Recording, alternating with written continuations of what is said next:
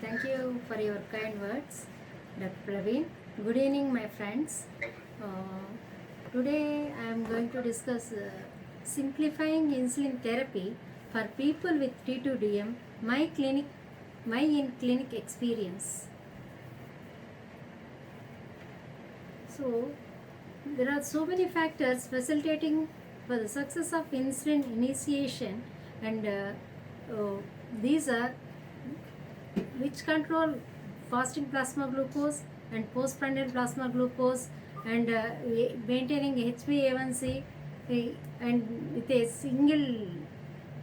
single device, uh, easy administration, and avoiding multiple injections.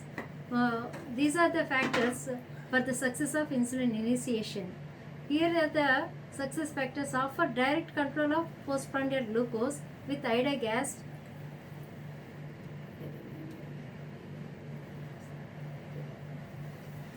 Visibility లేదా మేడంకి screen angle వచ్చేసింది. Adjust చేసుకుంటాను.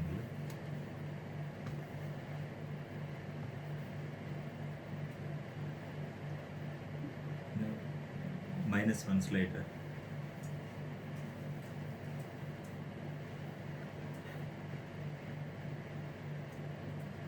Yeah, sorry for the technical glitch, my friends. Just yeah, it's back. Okay. Success factors are offering direct control of postprandial glucose, offer direct control of fasting plasma glucose, and suitable in case of delayed insulin therapy, simple initiation, and easy to explain and understand, easy monitoring and titration, and use of single device, and offer subsequent intensification with convenience. These are the success factors which are for the success of insulin initiation. uh, these are met with the idagast, not with the iglar U100, which would not control the postprandial glucose, and not suitable in case of delayed insulin therapy, and does not offer subsequent intensification with convenience.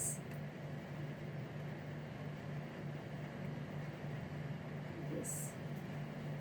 Yeah. IDEC favors improved adherence and success of insulin initiation. What I said. So here is a case study.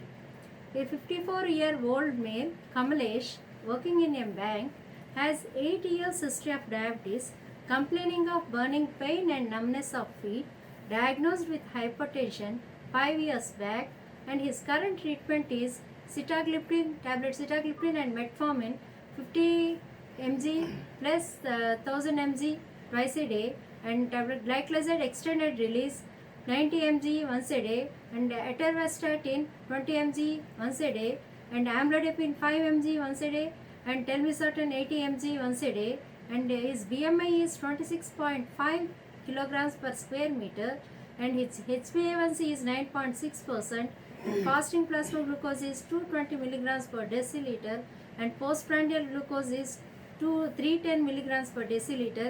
His weight is 62 kilograms.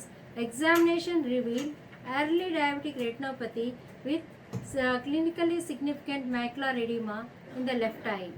To summarize this case, this patient, a 54-year-old patient, has uncontrolled type 2 diabetes, hypertension, dyslipidemia, with overweight, and with diabetic peripheral sensory neuropathy and diabetic retinopathy. And we have to exclude the other microvascular complication, diabetic kidney disease. Here we have to calculate creatinine, and thereby from it we have to calculate estimated glomerular filtration rate to rule out the diabetic kidney disease or the nephropathy. So what options do we have now? So there are 4 options given here. Start with the basal insulin. So at this stage, basal insulin will not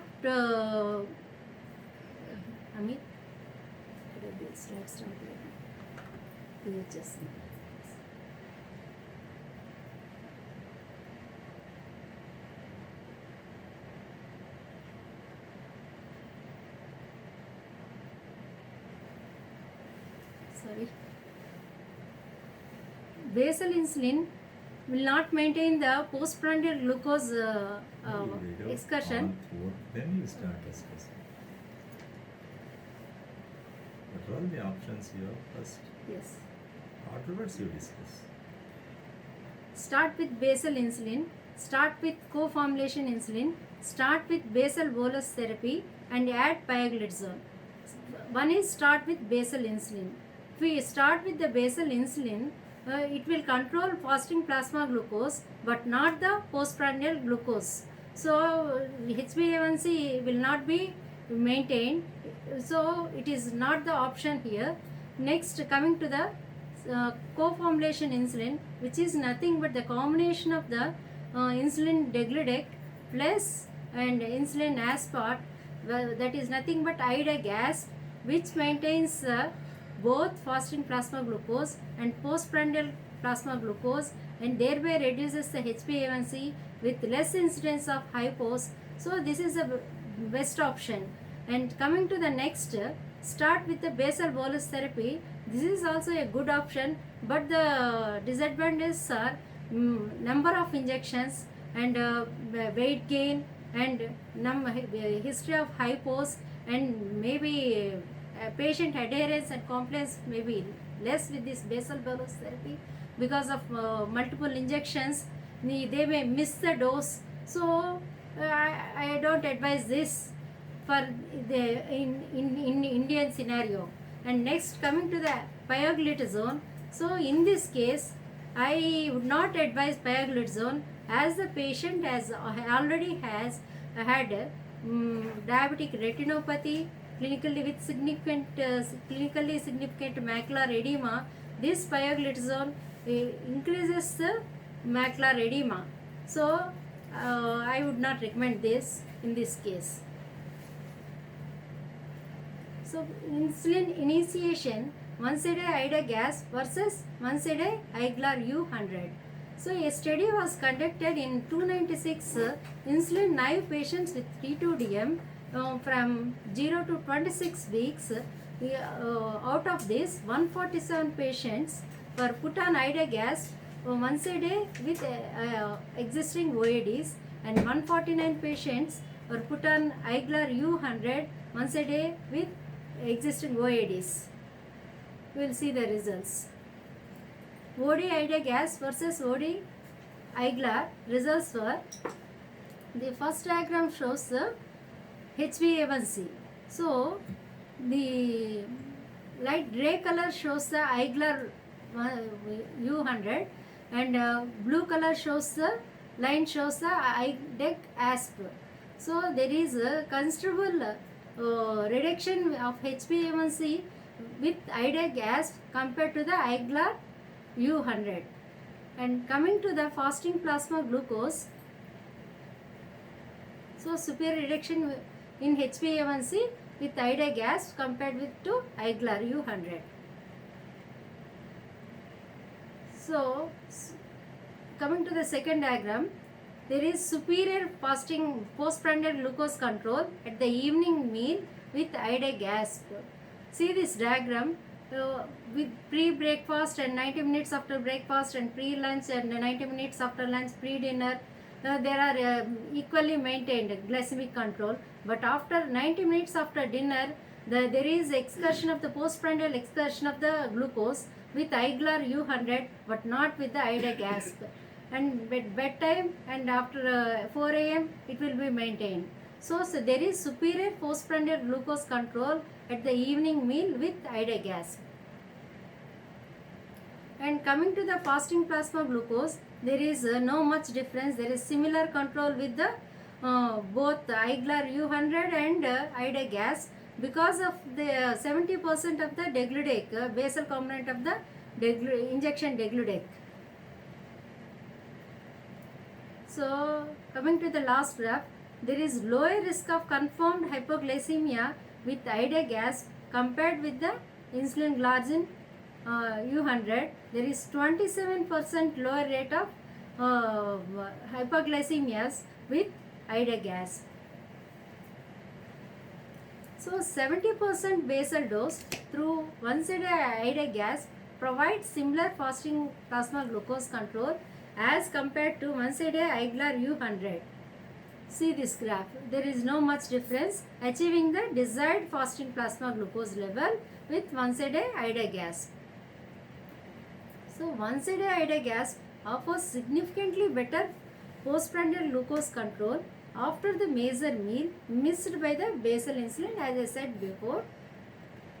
So see the before breakfast both are at the equal level, and after dinner there is a postprandial excursion of 57.42 milligrams per deciliter. This was unaddressed by the basal insulin Iglar U100, which was addressed by the ida-gasp. So ida-gasp had significantly lower postprandial increment after a major meal, that is after dinner.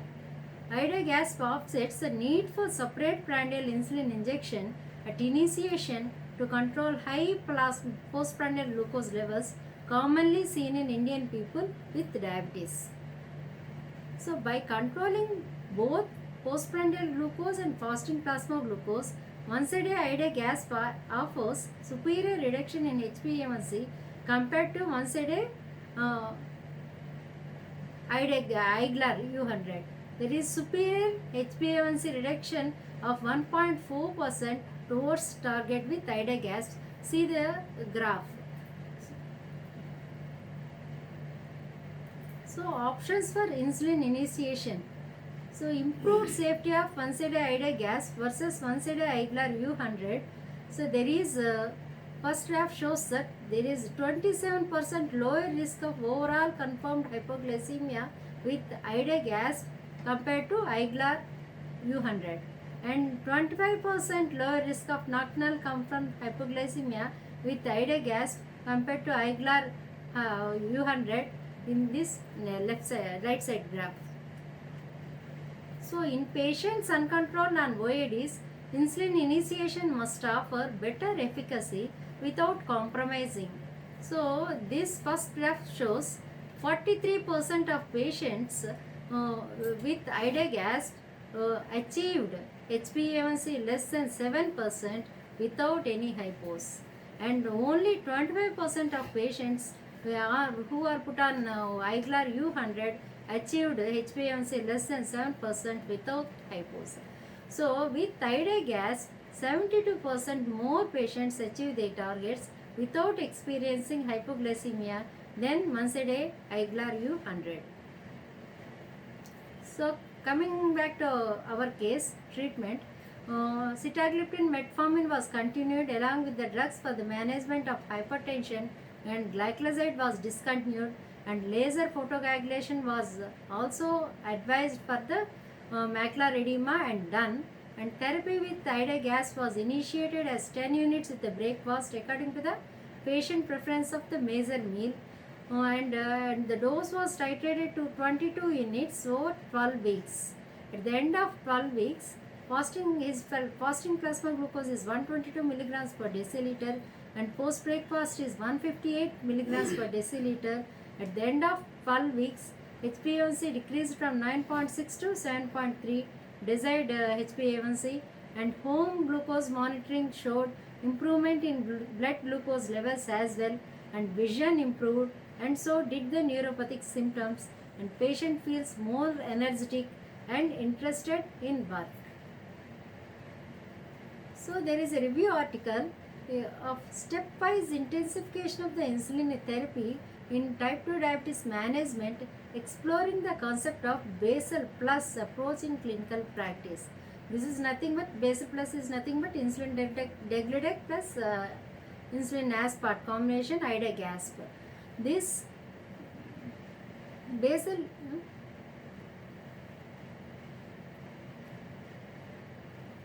You want to read this? Start?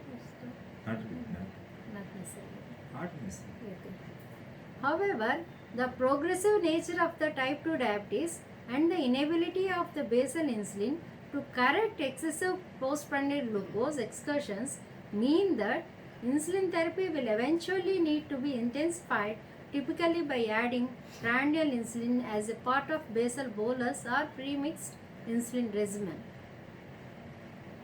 So, coming to the insulin, optimization and intensification should follow the disease progression. As you know, by the time of diagnosis of the type 2 DM, in the early diagnosis of type 2 DM, 50% of the functioning beta cells were dead. If T2DM was diagnosed late, 50 to 80% of the functioning beta cells were dead. So, depending on the functioning beta cells, the drugs will work.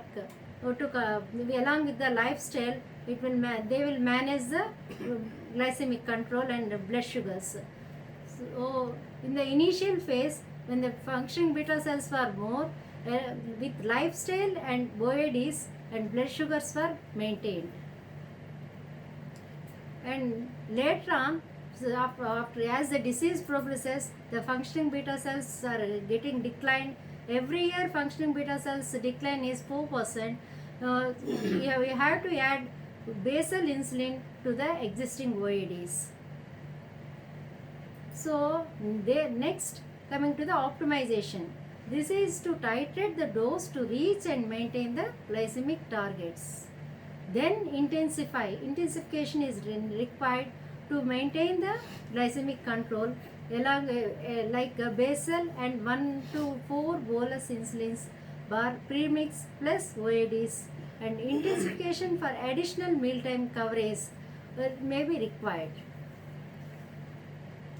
So, insulin treatment patterns, common strategies what we use are starting regimens and intensification regimens, right side and left side. And first with the basal insulin plus existing plus OADs, there are three options. Either we intensify to premix insulin twice a day or thrice a day, or to basal bolus therapy, or to basal plus therapy. And coming to the premix insulin once a day or twice a day, there are two options. You can intensify it to twice a day or thrice a day, or you can shift to basal bolus therapy. And coming to the prandial insulin, there is only one option, that is basal bolus therapy. So, salient features of the premix insulins. What are the advantages and what are the disadvantages? So, see the advantages.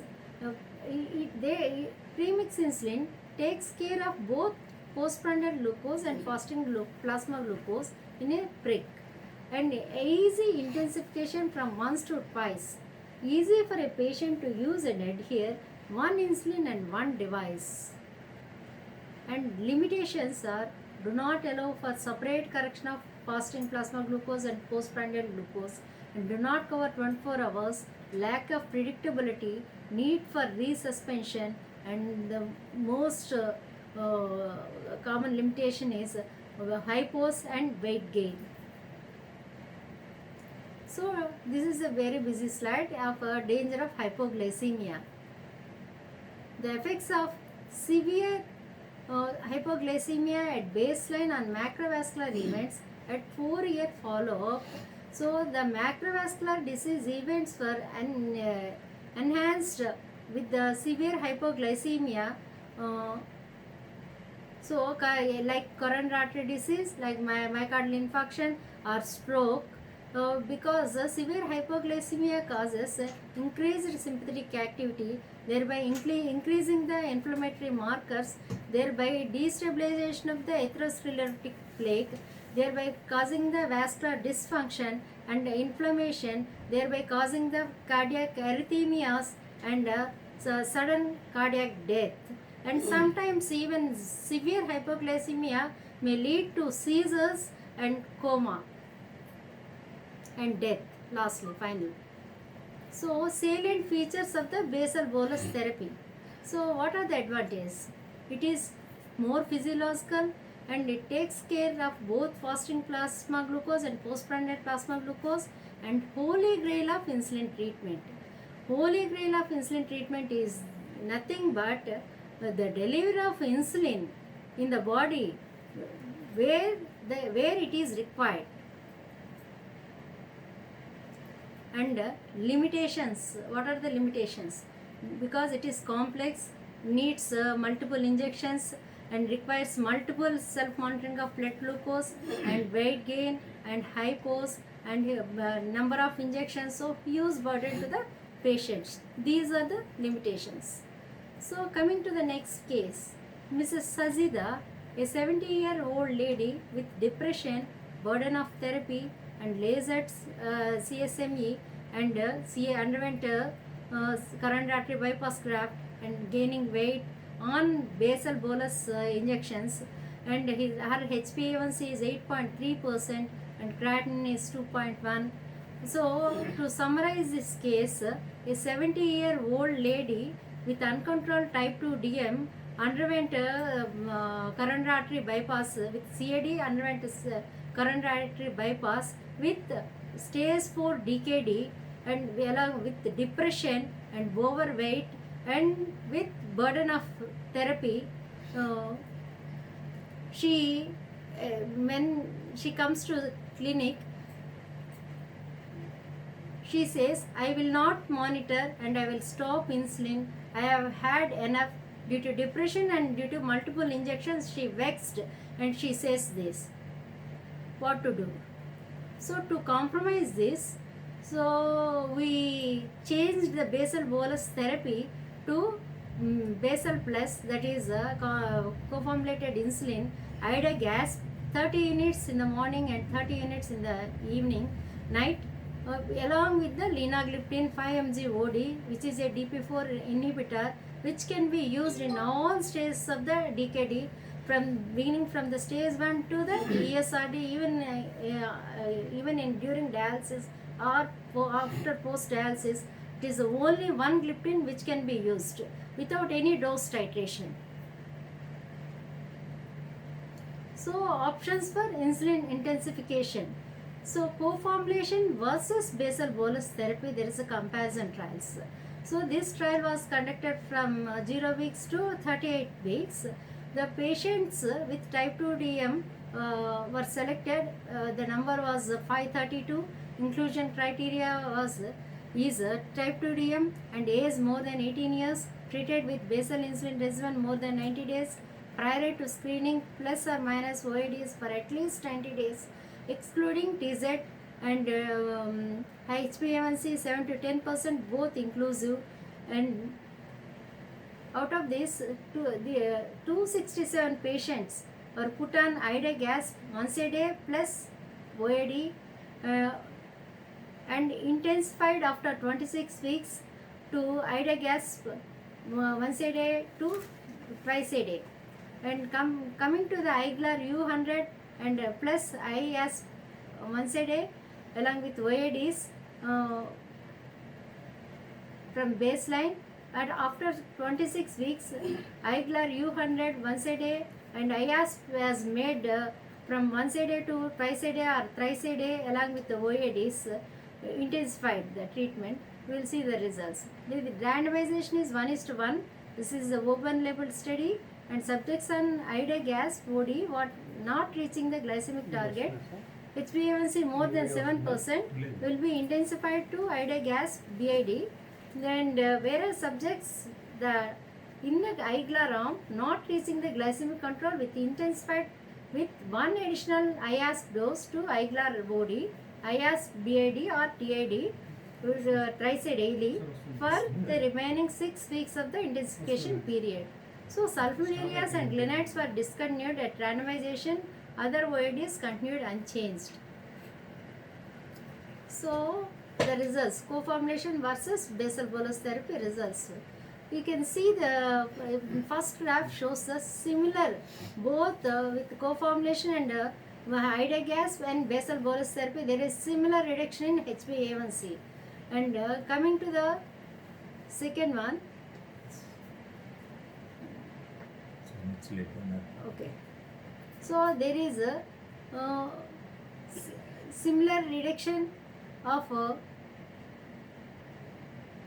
fasting plasma glucose in both ida gas and basal bolus therapy.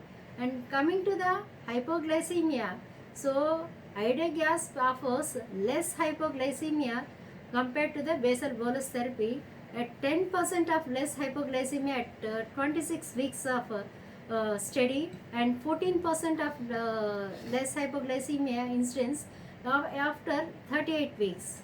And coming to the nocturnal confirmed hypoglycemia, which is significantly lower with Ida Gasp, that is 45% lower incidence of nocturnal confirmed hypoglycemia with Ida Gasp and 39% lower risk of nocturnal confirmed hypoglycemia after at 38 weeks duration. So Ida Gasp balances efficacy and safety with convenience as compared to basal plus bolus therapy. Key clinical findings of this study: Ida Gasp versus Iglar U100 plus IASP. Week 26 and week 38, HbA1c is similar, overall confirmed hypoglycemia is similar, nocturnal confirmed hypoglycemia significantly lower with Ida Gasp, total daily insulin dose significantly lower with Ida Gasp, and total number of injections are fewer with Ida Gasp. So coming back to the case, after 1 to 3 months, how are the results? So we started with the 30 units in the morning and 30 units in the night. The fasting at the starting time, the fasting plasma glucose is 180 milligrams per deciliter and postprandial glucose is 320 milligrams per deciliter. HbA1c is 8.3 and her weight is 59 kilograms. After 1 month, the dose has significantly decreased to 24 units in the morning and 24 units in the night, and our fasting plasma glucose is 170 milligrams per deciliter, and postprandial glucose is 210 milligrams per deciliter. In the second month, our dose was still reduced to 20 units in the morning and 20 units in the night, and our fasting plasma glucose is 120 and postprandial glucose is 160. At the end of 3 months, the dose is still reduced, 18 units in the morning and 16 units with 16 units in the night. She is able to maintain the excellent blood glucose levels. Fasting is 108 and postprandial glucose is 142, and HbA1c is desired level 7.3, has come down from 8.3 to 7.3, and her weight has also come down from 59 kilograms to 57.5 kilograms. So, summary. The insulin therapy with the Ida Gasp provides an attractive mode of initiation addressing both fasting and postprandial excursions with a low risk of hypoglycemia, and adding boluses to basal insulin is a physiological and successful mode of initiation hindered by number of pricks required and risk of hypoglycemia, and Ida Gasp fills into this continuum reading number of pricks and sticking to the concept. Ida Gasp seems to be reduce blood glucose effectively with less hypoglycemia and reduced dose reflecting in less weight gain as compared to basal bolus regime. Thank you. Thanks for your patient listening.